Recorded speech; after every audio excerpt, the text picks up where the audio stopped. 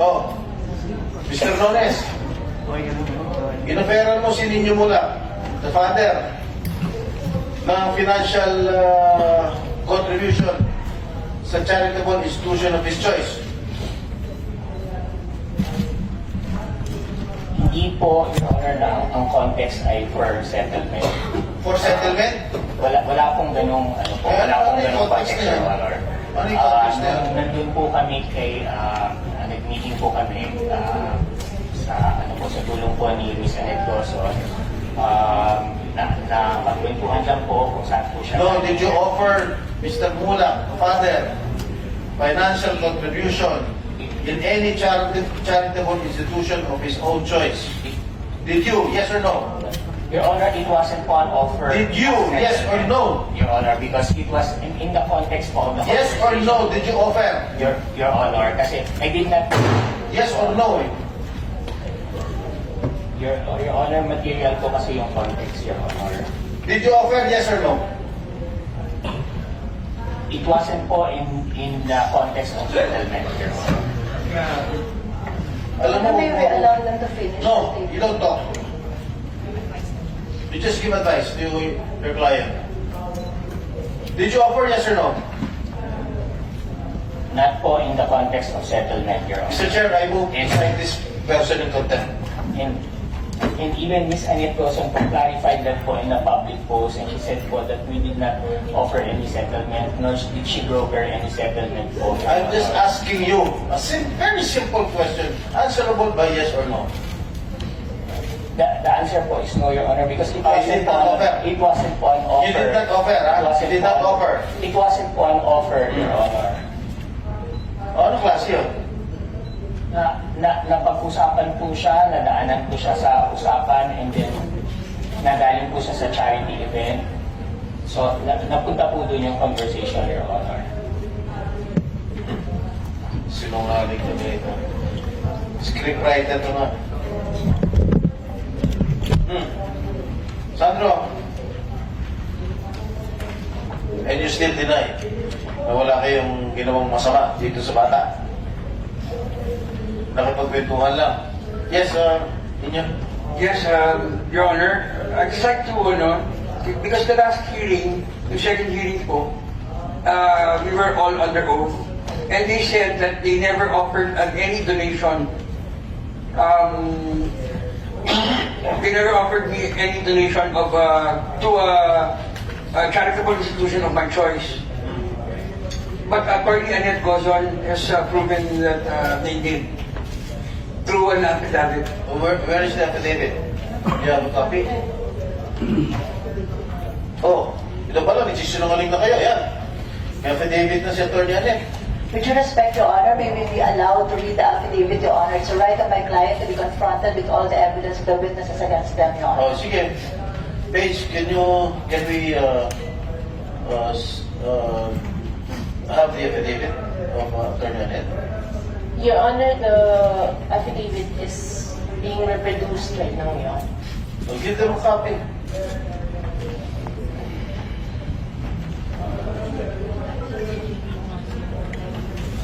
Suspend lang muna po natin yung session. Pwede muna po kayong kumain.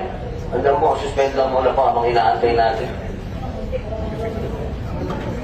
Ready to resume, Mr. Chair?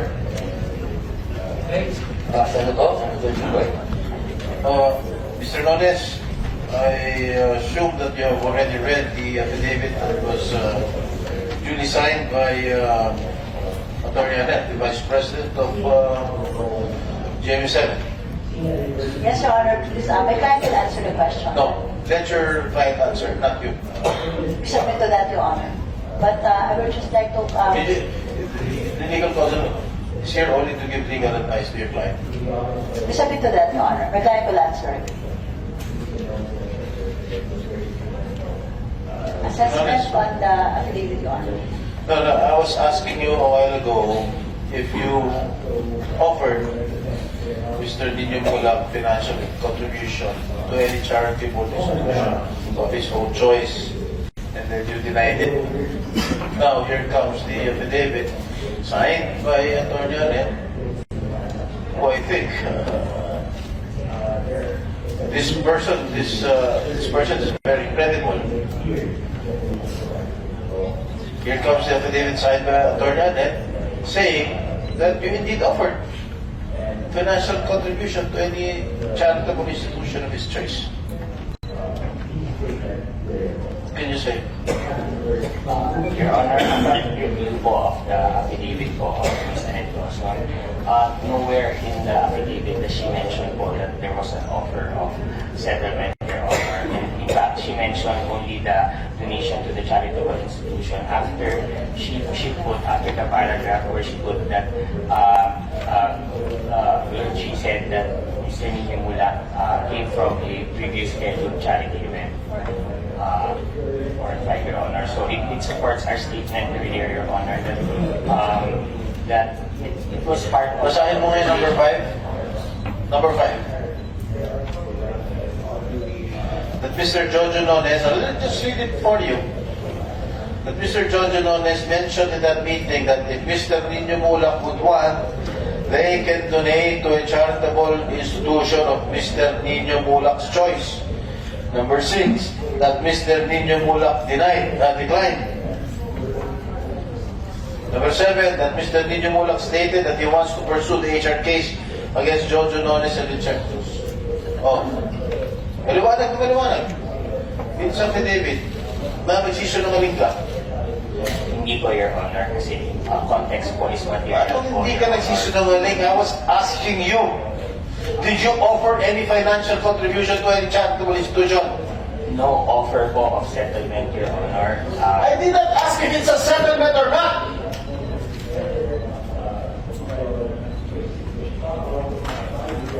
The only question I'm asking you is that if you offered financial contribution. I did not say it's a settlement. You're putting words into my mouth. Mr. Chair, I move that he be cited in contempt.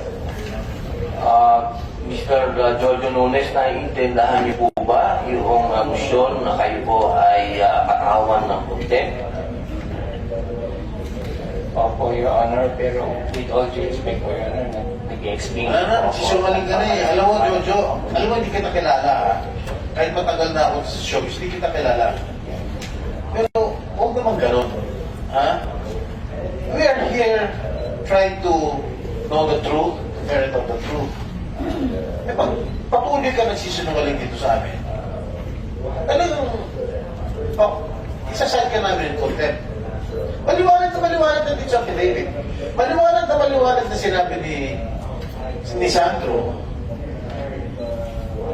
May drugs pa involved.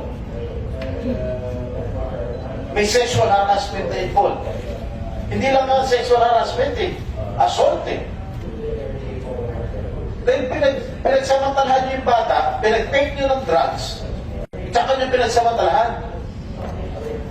That is a, what do you call this, drug-induced sexual assault?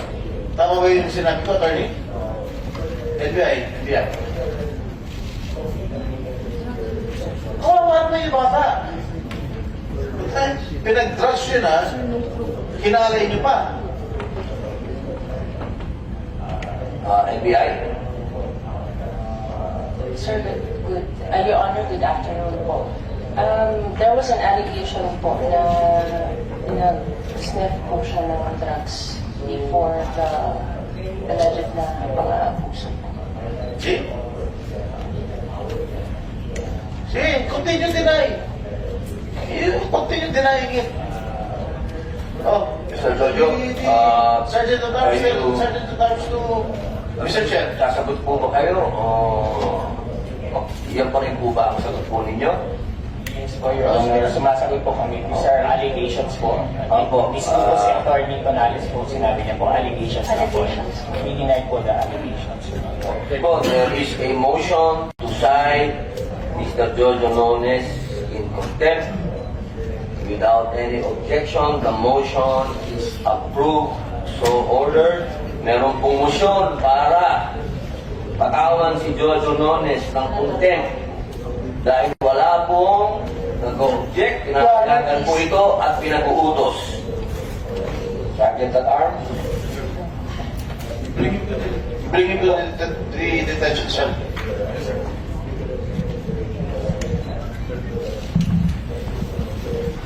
Attorney Topacio, you're not only lawyering for Mr. Gerard Santos, am I correct? You're also here as an independent resource person. Yes, Because Your you're Honor. handling cases relative to these issues. Yes, Your Honor. Correct? Yes, Your Honor. Alright. Kanina sinabi ko, hindi lang lalaki minumulestya, pati yung mga babae. Alright? I heard before, during the lunch, you were saying that you're handling 2 cases. Bill folded like a straw. Tapos pinaikit niya yung bata, singhot niya yung bata. The first time lang yung bata. And there was really sexual abuse.